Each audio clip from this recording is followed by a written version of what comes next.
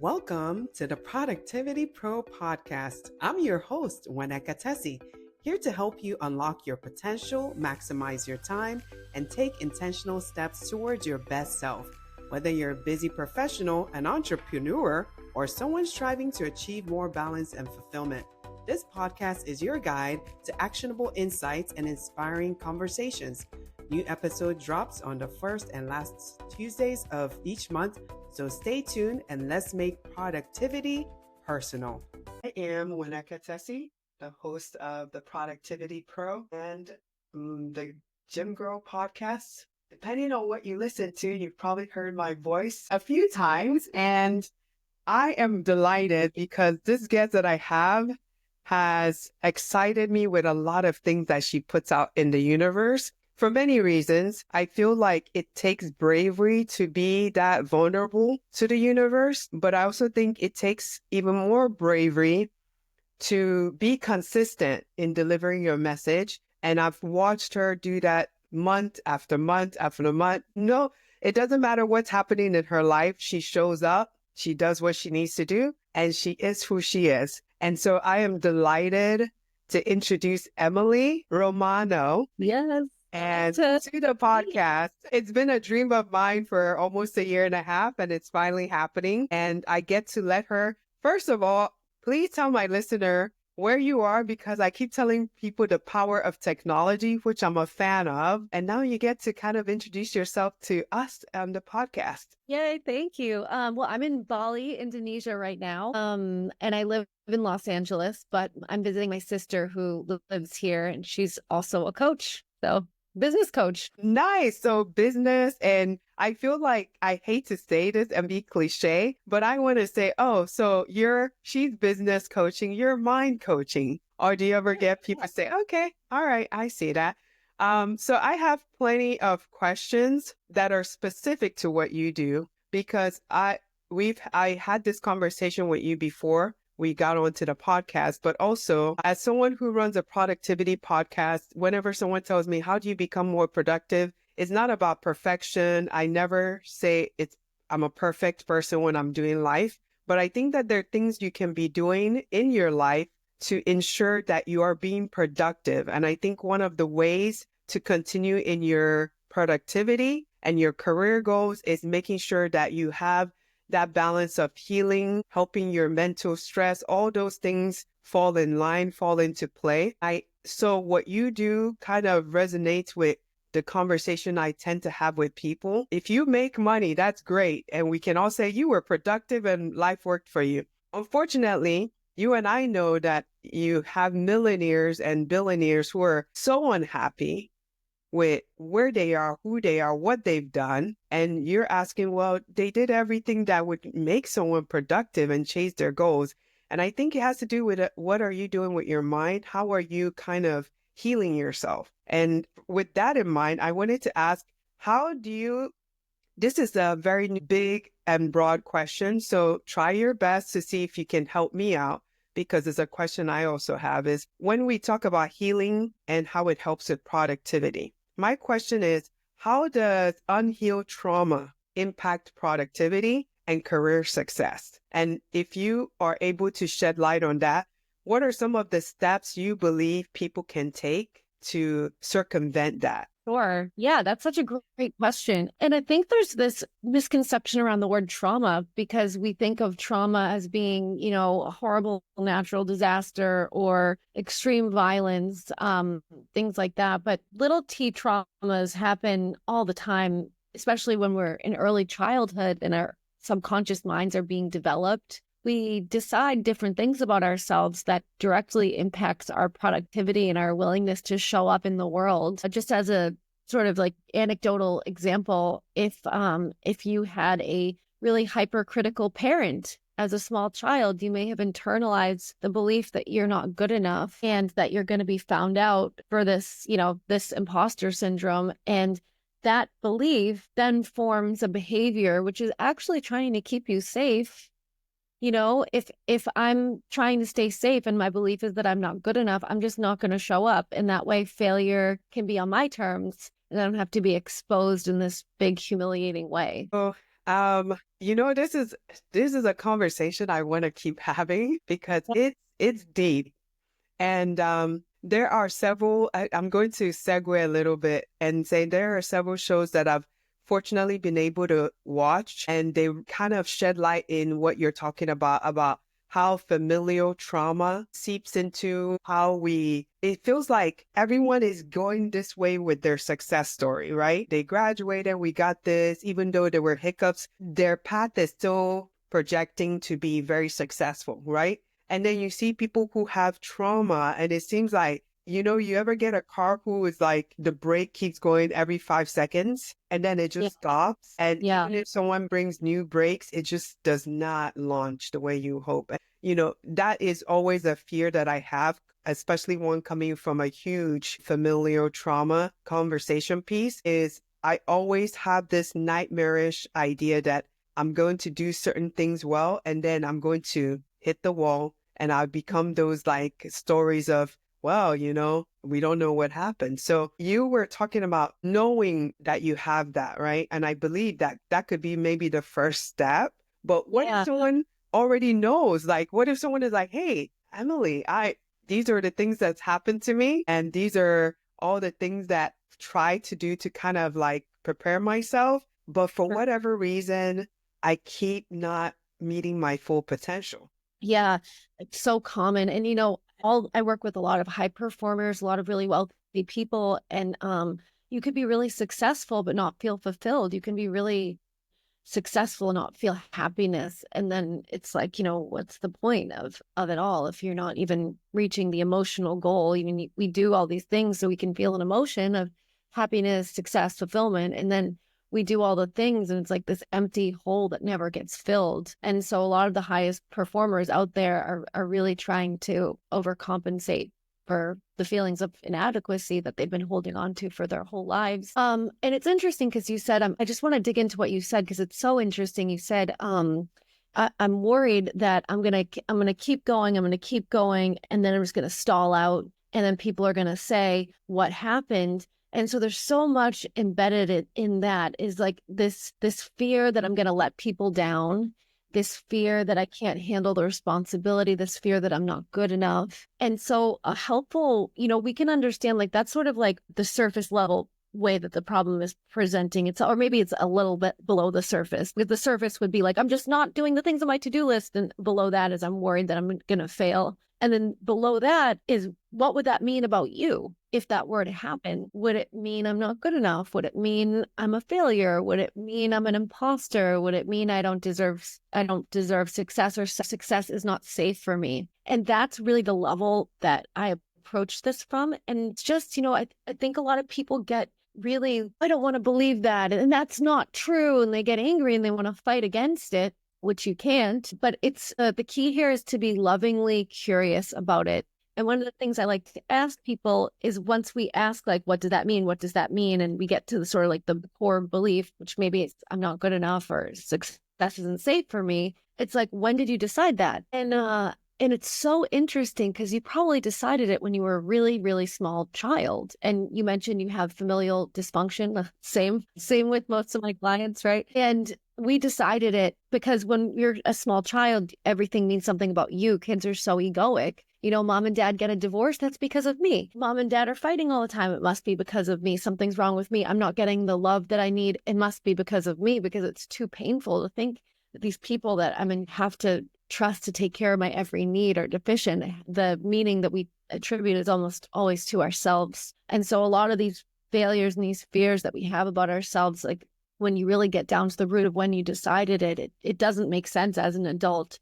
So we kind of have to drop back to that state that you were in when you decided it to heal it. Love that. I love that. And I think that it kind of led into the second question I was going to ask you, because you've talked about the barriers that continue to hold a lot of people who are in the professional, not even like, let's not speak just professional, because I think sometimes people think professional is I'm climbing the corporate ladder, and then that's all I care about. And then people who own small businesses or doing things on the side, they kind of discount themselves as maybe they can't help me because I'm not professional, right? But when we talk about for me, when I talk about productivity, I've run a small business before, and I always tell people it all leads into like being consistent, being determined, all this yada, yada, yada. You got to tell them by the book because you think that's what's been leading you, right? But then in a sense, I noticed that a stalling in my productivity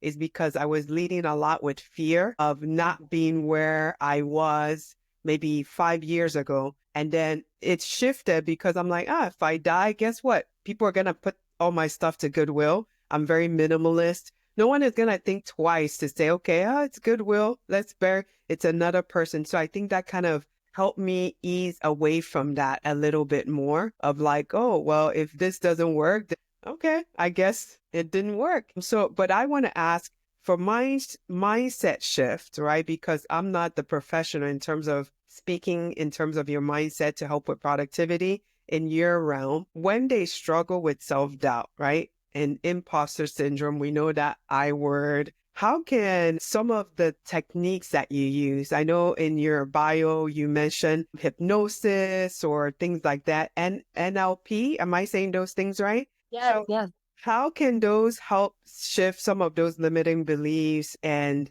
help to empower someone who is like, it just seems like anyone can tell them you're doing great, but they're not seeing it yet? Yeah, and that could be at any level of success, anyone that you look at that has achieved success probably has some of these fears lingering. But we have this view of other people, like they all have it figured out and I don't. They believe in themselves and I don't, and we compare based on this sort of like false image that we create of other people. We overestimate other people and underestimate ourselves chronically, right? I think that we talked a little bit about like the presenting problem versus like the real problem. And so the presenting problem being time management, the presenting problem being I'm just not getting my work in on time, whatever it is. And we think like, oh, I'll just read a book on productivity, or I'll just get a planner, or I'll whatever.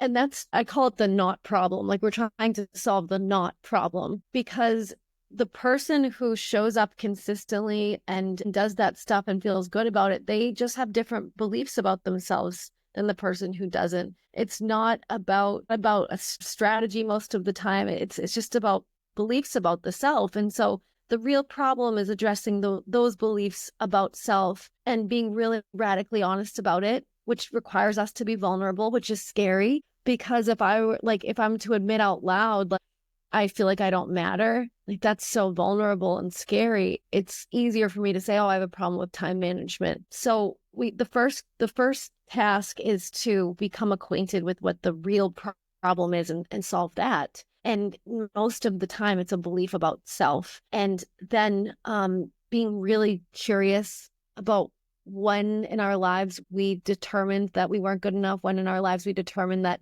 we're imposters, and heal that child part of us, or we could call it the shadow. The words don't really matter. But I like an analogy of like, instead of looking at a tree that's not doing well, and maybe if I take some leaves off the top, and maybe if, it's not, the leaves don't matter. It's the roots that matter. And we can't see the roots. They're in the subconscious. And there's ways that we can access the subconscious and we can reprogram it. One of the ways that's totally free and accessible is repetition. So like when you learned to drive a car, you believed at first, like, I can't drive a car. And you were right. You had no idea. And then you got behind the wheel and it was very uncomfortable. The space between knowing something and not knowing something, or believing something and not believing something. There's a space there, and what's happening in the middle is discomfort when you're stepping into a new identity, when you're stepping into a new skill set. But what happens with enough repetition is the subconscious goes, okay, got it. Like that's the truth, which is also works against us, because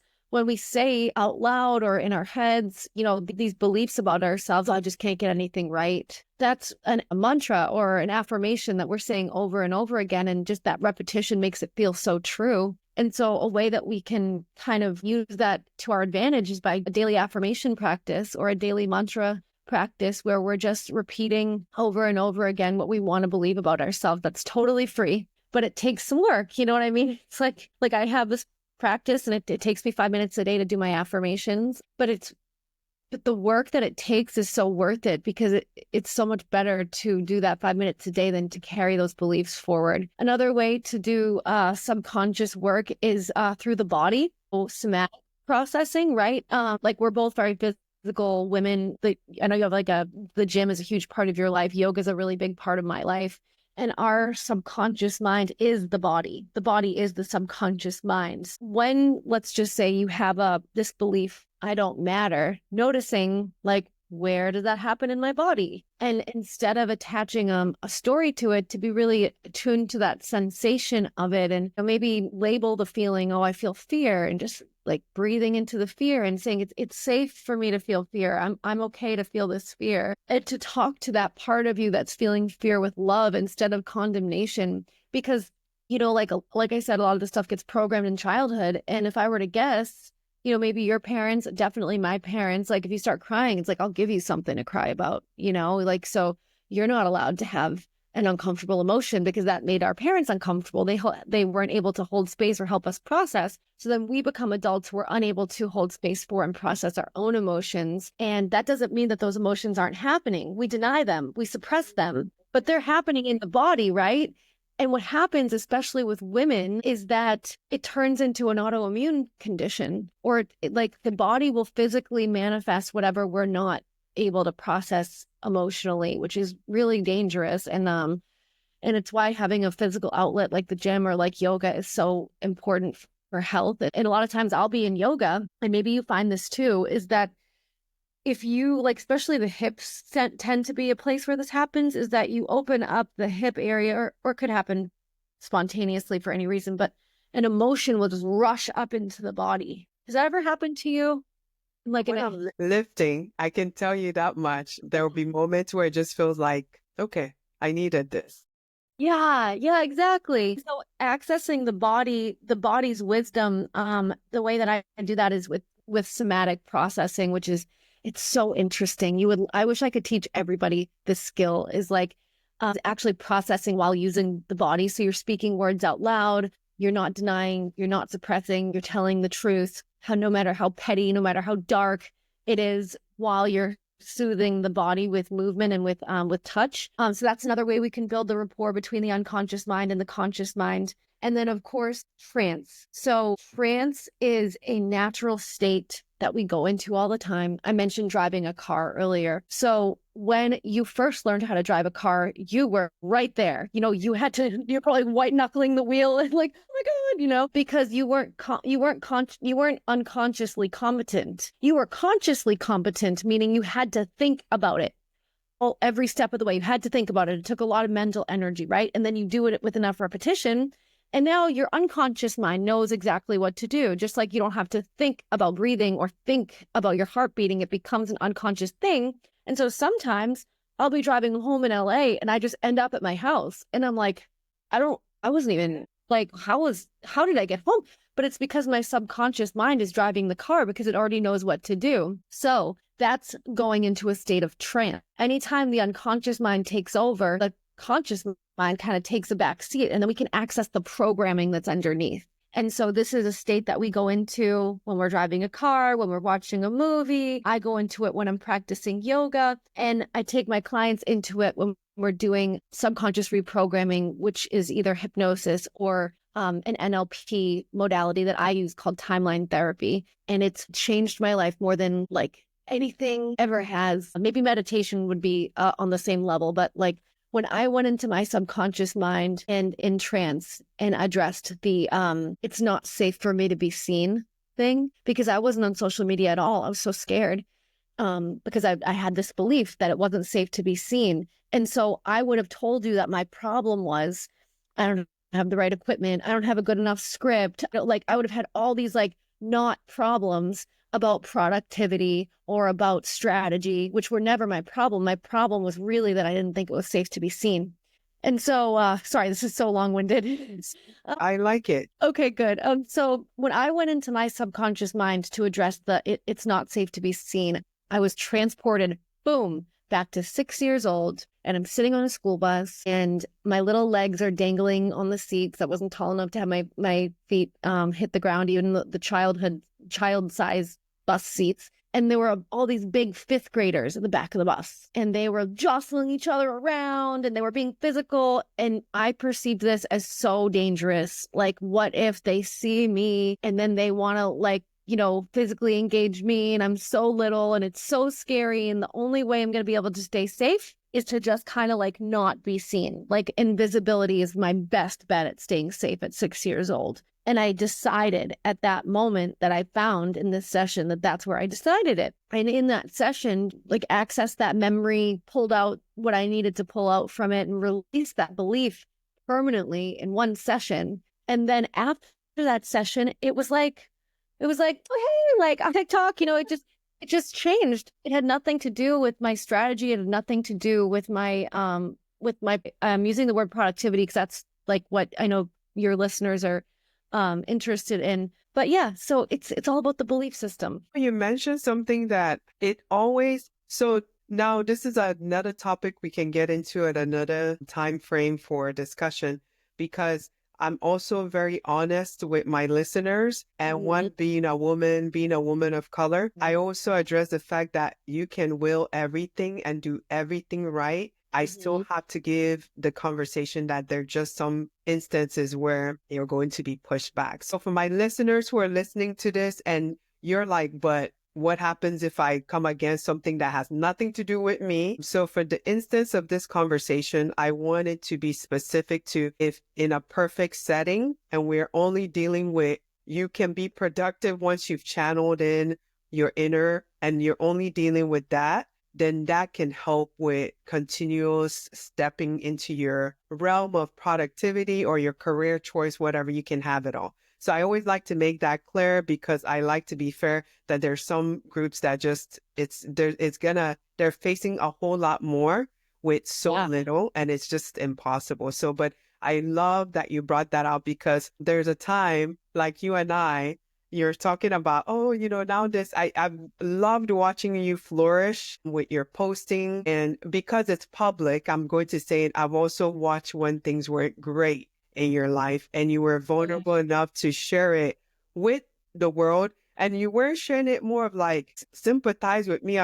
You were more of like, this happened. I didn't want it to, but at the same time, I'm going to keep moving forward and making steps to ensure that Emily is still being taken care of and I can show up for people. Yeah. I remember that session. That's how much I followed you. So, and then watching you now, and I'm like, oh, she's such a different person. I felt like you were just grabbing every toolbox and like, this doesn't work, I'm going to try this. This didn't work, I'm going to try this. So I know it feels like I'm talking in circles, but when you talk career growth for productivity, right? And I want you to have this conversation any way that it matches for you. I think sometimes my listeners or people think that to have career goals and have everything manifested, right?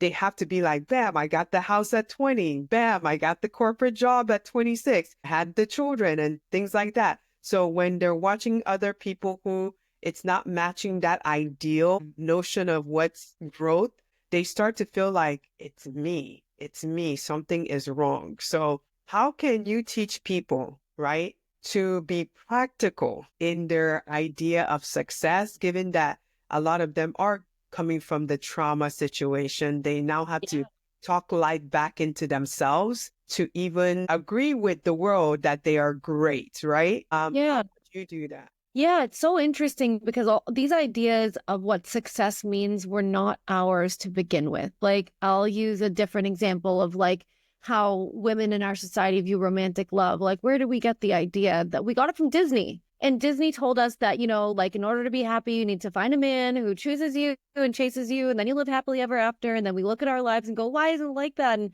now I'm a failure. Well, when did you decide that's what success looked like, and who benefits from you believing that about yourself? The best thing for the economic machine is people who feel terrible about themselves.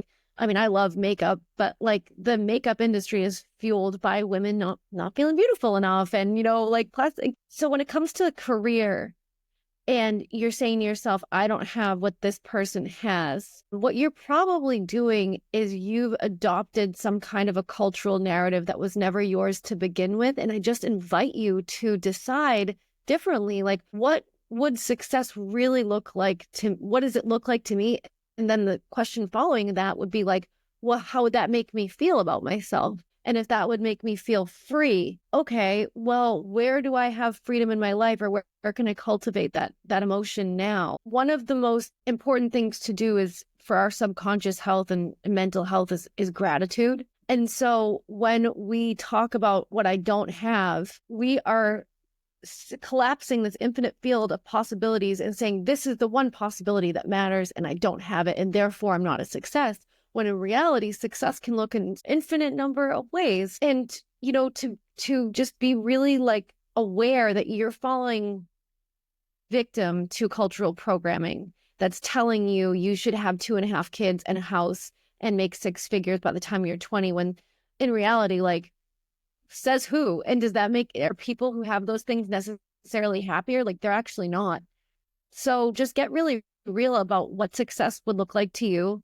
Get really real about what emotion that would make you feel and what you would have to believe about yourself. Not how to make it happen.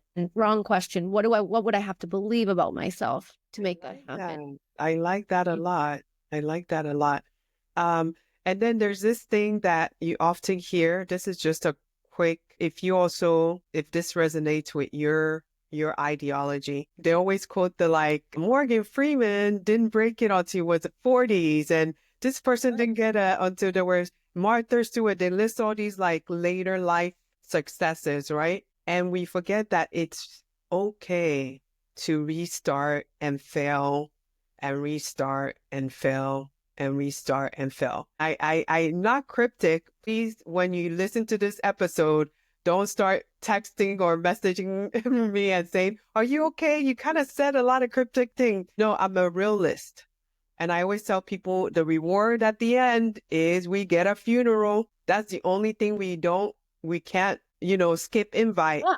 So I always tell people, if you really think like that, you will understand that life is short and you get to do your best with what you have. Yeah, absolutely. Absolutely. And we talked a little bit about like how we absorb beliefs from our environment, whether it's Disney, whether it's our parents, our parents and our grandparents, they had their own trauma. Like my family, very poor immigrant family, there were ideas about money that I internalized just from being around them that I carried with me. And like, okay, what's possible for me, I learned as a young kid is what they said that was possible for them. And we just think that's the truth. And we say, but it's true. But like, we're not capable of understanding absolute truth as human beings. We're just not. But like you said, we are capable of understanding we are going to die for sure. And for that reason, and I love this conversation so much. Like, I meditate on death every day, and I don't think it's morbid at all. I think it's so important because we can make things like, oh, I don't have the house at 20 years old, but like, am I happy? Like, are you happy? Like,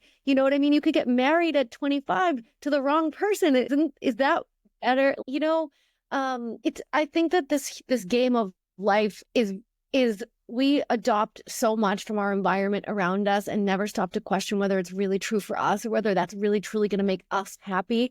And one of the things that I think a lot of people can relate to is sometimes you do get everything you want in life and you still find yourself unfulfilled and you were chasing someone else's dream and someone else's definition of what success looks like. And why? Because that's all we need for the economic machine to run, not because it was ever meant to make you happy.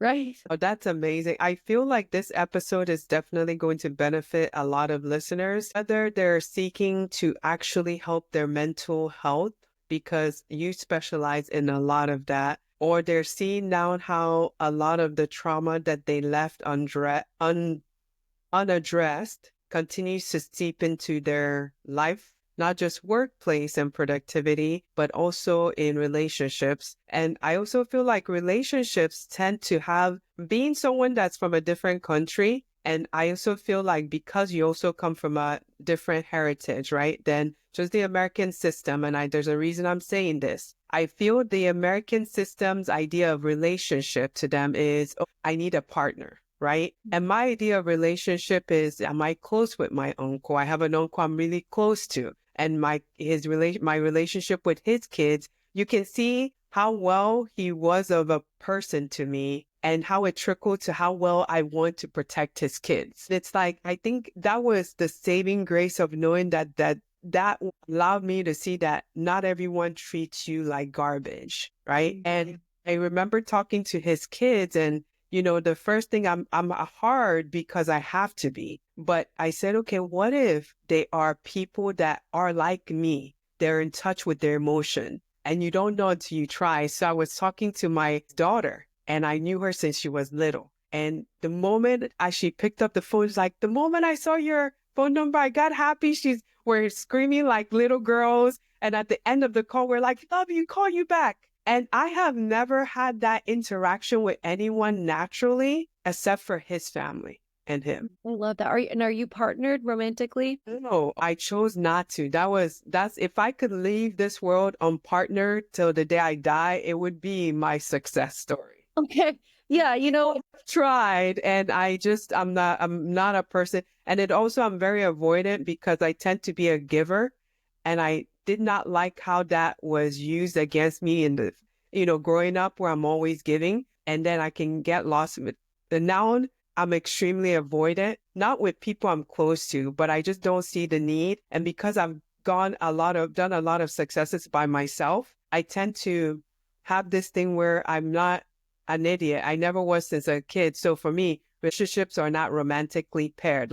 Oh, I'm not with you because I'm going to die. And then when I looked around and I didn't need anything, I'm like, you really have to have a great conversation with me for me to be like, oh, yes, let me have this conversation more than a month.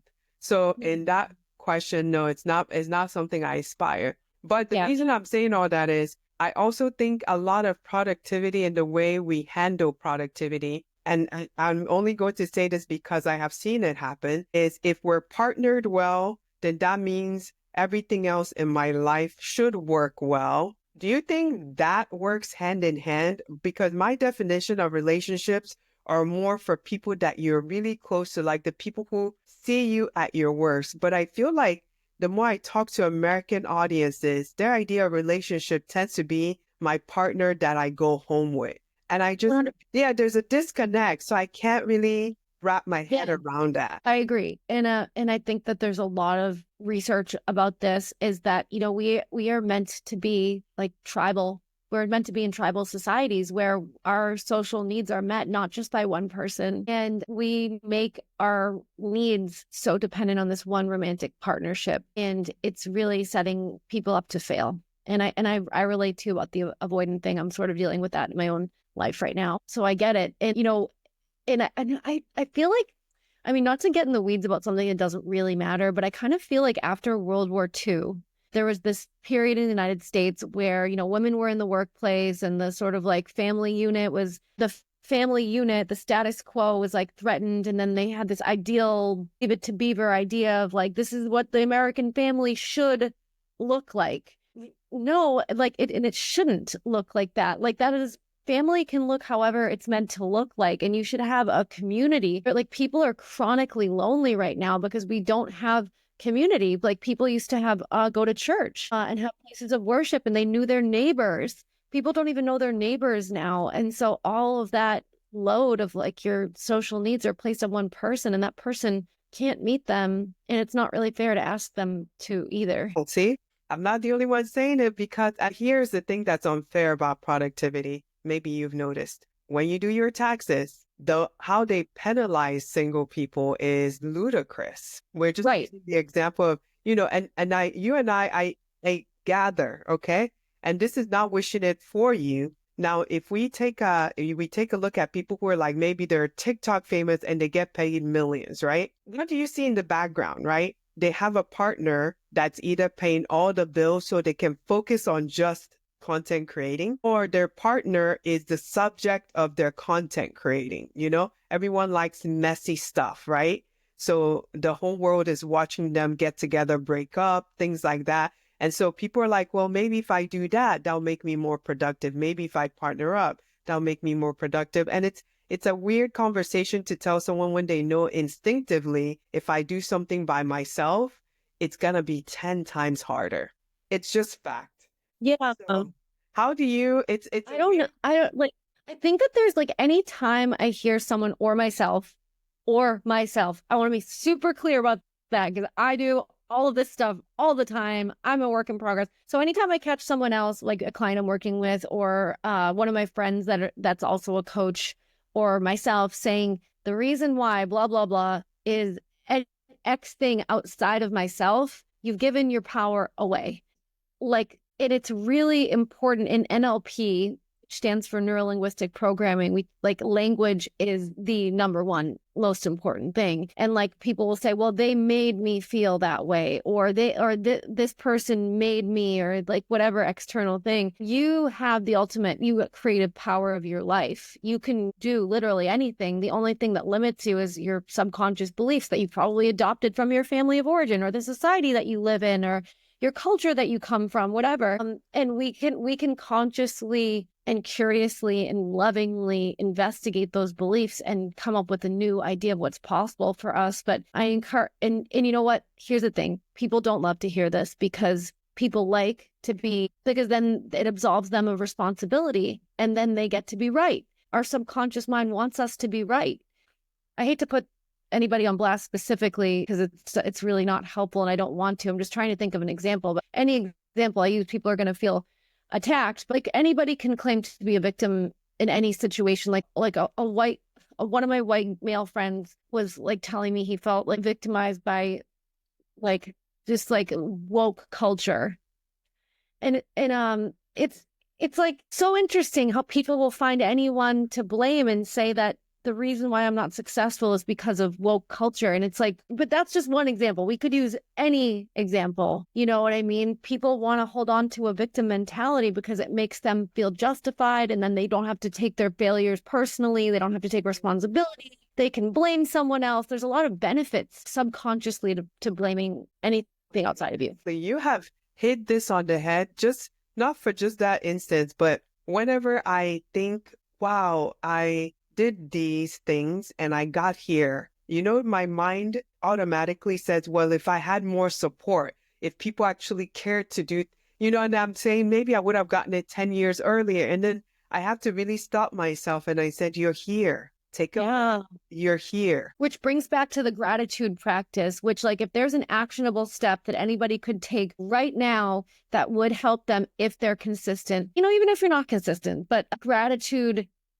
is so important. And this is well researched. It's not a woo-woo concept whatsoever. So I've been using an app called the 5-Minute Journal for a decade now. Every single day for the past decade, I have started my day by writing 3 things I was grateful for, my affirmations, which I mentioned earlier, and what I was going to do to make that day great. And then at the end of the day, you write 3 wins of that day. And what it does is, because we as human beings are hardwired with negativity bias, and that means that we are more likely to bring salience to or be aware of negativity. And that's for a good reason, because our Neolithic ancestors, if they're walking through their environment, and it's way more important for them to notice a tiger that could kill them than it would be for them to notice a pretty flower, right? Like we should pay attention to the things that are posing threats, like for survival. Like someone saying something weird to you on an elevator is not a threat to your survival, and yet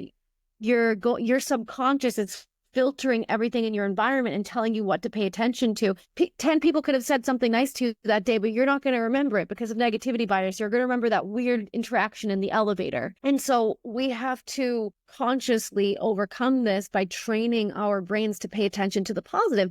Because if you don't, you could be so successful and then you come back to that story that makes you feel like crap, like, oh, but I should have done this 10 years earlier, or like, oh, but whatever. And it's this is what we all do unless we do the work. And I can't tell you enough how much gratitude journaling will change your life. And here's how to know that it's going to change your life the most is if I challenge anybody listening right now to say 3 things that they are grateful for, and then 3 things that they love about themselves. And if you're not able to like rattle them off, like that should cue to you that there is a big gap that you can fill, and you have to train yourself to fill it. Like now at this point, if you were ask me like 100 things I'm grateful for, I could rattle off 100, no problem, right? because I've trained my brain. And at the end of the day, I can't wait to tell my journal all the good things. And when I was going through that hard time you mentioned that I made pretty public, and I'm I'm glad I did that. Sometimes the things I was grateful for were like, I ate food today and I got 5 hours of sleep tonight, and I only cried once. Sometimes the things you're grateful for seem really small, but if you're training yourself every day to pay attention to the things that you love about yourself and the things that are good, you are going to notice more of them. And then you're going to notice that people all of a sudden become kinder, and the world has more opportunities, and the world is more beautiful. And it's not because the world changed. It's because you changed. I like that. This was going to lead to some of your morning and night routine, but it seems like you've kind of shared it. So Well, which I really appreciate. So you and I have 24 hours like anyone else, right? Yeah. Everyone's 24 hours is quite different, right? Someone's 24 hours could be blitz. I'm in the, Havana, just chilling, no care in the world, right?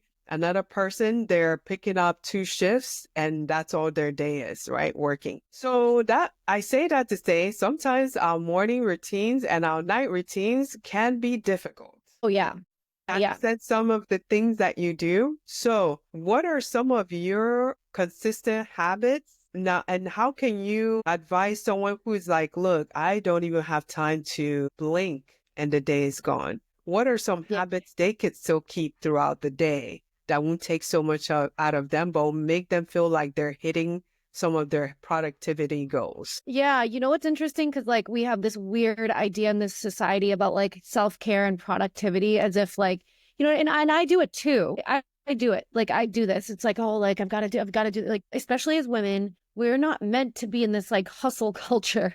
We're not meant to be like every minute of the day has to be structured. Like we're meant to have to flow, and our cycles, different times of the month are going to feel different. Right? If you don't have this perfect morning routine, if you don't have a perfect evening routine, let's just acknowledge that most people don't, and release the shame about that first. And then what we have to do is we have to habit stack, meaning like there are things that you do every day. I can almost guarantee everybody here brushes their teeth, right? Yes. And if you don't, that's a problem. I don't have enough time to go there, but like you probably brush your teeth, right? And so what can you do while you're like, that's already in your routine. So while I'm brushing my teeth, I'm going to have a Post-it note on my mirror, and I'm going to read my affirmations, right? Something simple like that. You're already doing something, right? When I wake up, this is a temptation for most people, is that like to grab your phone and to doom scroll. And that's a big problem from a neurological point of view, because then you're giving yourself cheap dopamine hits, right? So the most important thing, like when I wake up, the first thing that I do is I look outside into the sun. And I try to get as much natural sunlight through my eyes through the window. It would be better if I went outside, but I don't. The next thing that I do is I open my gratitude journal, a 5-minute journal. And it's called the 5-minute journal because it takes 5 minutes. And so that's another like really like the return on investment of that small habit is ginormously, it's huge, right? So that is another thing that's not negotiable. For me also, and I built up to this, is my morning meditation practice is so important. I'm such a different person when I don't meditate. And for a lot of people, I can hear them say, I can't meditate. Okay, I used to say the same thing. What if you put on a timer for 30 seconds and you breathed intentionally? Maybe you could do that, but start with one thing. Don't be like, okay, I've got to do my affirmations, and I've got to do my gratitude, and I've got to do meditation, and I've got to do yoga, because you'll just feel like a failure and you'll fall off. Pick one thing and just try to stick with that for 30 days. So my specific one is, again, wake up, look out at the sun, do my gratitude, meditate, and then I drink a big glass of water, like 40 ounces of water with a little bit of salt and some lemon. And I take my supplements, and then I will make coffee and I'll start my day. But I also, at a certain point every day, I'll do some yoga. So those are my routines. My nighttime routine is absolutely shit though. So don't look to me for inspiration about that. That's fair. That's fair. I feel like you just added that so like the world could be like, she's not perfect. She's just like us. No, I doom scroll until like 2 a.m. sometimes. I'm like, what am I doing? Like, You are like us. And you know what? That's okay. I've also learned sometimes when I'm doom scrolling, I've learned, instead of beating myself up, I'm like, oh, you only stayed up to 1 a.m. this time and not 2 a.m. Good for you. That and the gratitude journal. Exactly. Yeah. It's That because I fell asleep, not because I stopped. Yeah. And you know what's funny is like that. So I mentioned the 5 minute journal also has the evening prompts. So that is the one thing I will do in the evening without fail is fill out my gratitude journal. And it's something I aspire to be better at. But right now I'm not. There's a gap between where I am and where I want to be. And I'm lovingly curious right now about like, what beliefs about myself do I have? My sister and I were literally talking about this morning, is that when you grow up in a chaotic household, which we did, and it sounds like you did too, the nighttime is the only time where no one was trying to bother you or ask you for something, and there was no fighting in the house because everyone's asleep. That was the one like safe time. And so we kind of hold on to that and cherish that time with ourselves, when no one's asking you for anything, no one's calling you, and it's just your time. And so you have this subconscious association between like having that doom scrolling time and like peace, quiet, happiness. I could see that. So, where can we find you? I know where to stalk you. Where can the rest of my listeners find you? Not just to find you to be on social media for the sake of just scrolling, but where can they find you to take, maybe if you're taking on new clients and they have questions for you to kind of do one-on-ones, how can they find you? What's the best place? Yeah, so my social media handles on TikTok and on Instagram are Up Level with Emily, UP, like the direction Up Level. On both of those social media accounts, there's a link in the bio that has, you can go to book a consultation with me, which is totally free. It's just to see if we're a good vibe to work together. I have different programs available. I have a group program for women. I have a program for coaches, other coaches who want to be better coaches. And I'm starting a men's group very soon. And I'm also have a course that I'm running for women who are healing from relational trauma, specifically like narcissistic abuse and betrayal trauma, because that was my experience when I was recovering very loudly on social media couple of years ago. It's funny because it's like a full circle moment, because I was in Bali when I was going through that, and here I am back, totally different person. I also feel like I'm gonna let you go because one, you're in Bali and that needs to be experienced. But I feel like I heard this thing once, and so I'm not gonna say because I didn't study anything regarding the mind and anything. So when I say things about that, especially for my listeners, is not because I'm an expert. It's something I've heard. Okay. But they said that when you experience something bad in one place, you owe it to yourself to revisit that place under different circumstances. So it's not imprinted in your mind as this is where the bad thing happened to me. But I don't remember what that is. And maybe that's also something you can share with, I don't remember what that system was called. Well, subconsciously, we arrange things spatially. Okay. You know what I mean? And so like I have a thing where like I listen to books on like on Audible a lot, or I listen to podcasts a lot while I walk, like my mental health walk. And I will if there was like a part of the book that stuck out to me, I will always associate it with the place I was walking when I listened to it. Okay.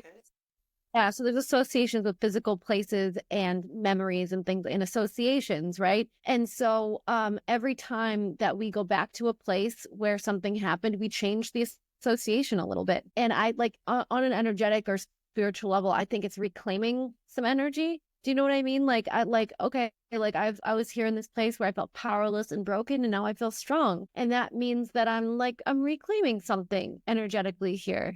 And I love that. You have been one of the most interesting person that I've spoken to on this podcast, but I feel like I'm now grateful that the timing didn't align for us to have our conversation a year or so ago when I first reached out to you, just because I was just grieving my grandma and I felt like there was a way I wanted to shift the podcast, and I wanted to make sure I had shifted it in that direction before I brought on a really good list of people to have these types of conversations. So thank you for your patience. I really appreciate your openness and also your continual guidance on the social media, because it's not easy. I think you do it so often now. And I think sometimes even people in the fitness realm, I know the hardship I got when I went into natural bodybuilding in my culture. And I remember the anger I felt when people are like, oh, this is our cousin who does all this. Like, oh, it's working now. Now people want to act like they know you. It was rage, like a rage. It wasn't even like haha, it's funny that it was pure rage because in my culture, when people give you grief, it's not the same here as America. It's a lot of like, you're the worst person. You're the black sheep. We can't, it was so you're having all that. Now, no one is helping you with life. You're the one doing everything on your own. And you're hearing all this. And then to come out on the other side and have people like, I always knew you were great, this and this. It's rage. You don't feel now you think I'm good now. It's rage. And I had to get to a place where I like, you know what? Just leave it alone. And so to come and express yourself to the world takes so much bravery. And I just want you to know that I see you. I see the work you do. And until someone has stepped into that space of bravery, I always tell people, be careful how you judge how someone puts things out into the universe until you have the courage and the bravery to put your stuff out into the universe. Once you've done that, then come talk to us. And you know what? Like, I totally relate to what you're saying. And I'm sorry that you weren't supported because you deserve to be supported. And I know your grandmother is so proud of you right now. No, when it comes to criticism that we get from other people, it's like, if I could put this on a billboard, I would, is like, it's not about you. You know what I mean? Like, people who are not doing self-reflection, and even myself, when I catch myself judging someone else, I do a self-inquiry, like real fast. Is like, if I'm being triggered by, let's just say, watching another woman on social media and she's dancing and and I'm like, oh my God, like she looks ridiculous. Whoa, hold on. Does she look ridiculous, or have I abandoned or made it not okay for myself to do that? And so I look at her, she's the mirror reflection of my own limitations. And instead of attacking myself, which would be too painful, I look at her, she's the mirror, and I attack the mirror. And so every person, no matter what, like, especially if you're on social media, people say crazy things to me every day. It has nothing to do with you if they're attacking you. It has nothing to do with me if they're attacking me. It's always a projection of their own stuff. I thank you for your kindness. Thank you for taking time away from what you're doing. Hours away. You are now on Wednesday. You're on Wednesday, right? I'm in the future. This is why the world hasn't ended, because someone else is in the next day. And then I love this conversation because I teach a lot of students. I teach American students. Then I have another teaching portal where I teach foreign students. So every time I tell them, good evening, class, they're like, teacher, it's morning. And I have like a child in like, I think he's in China. Another is like in New Zealand. And so it's interesting having to navigate the time spaces. Yep. But so I appreciate it. Yeah, it's my pleasure. It's been such a great conversation. Thank you for having me. Of course, I'll reach back in touch. Again, my listeners, you know exactly where to reach her. I'll put all this in the show notes. Please share, subscribe, like. And this is how I continue to grow as a small content creator, but also it allows space for people doing great things to continue to give you advice on how to be your most productive self, which is what this productivity podcast is about. So I thank you, and I will see you again on the podcast. All right. Bye. Bye. Thank you so much.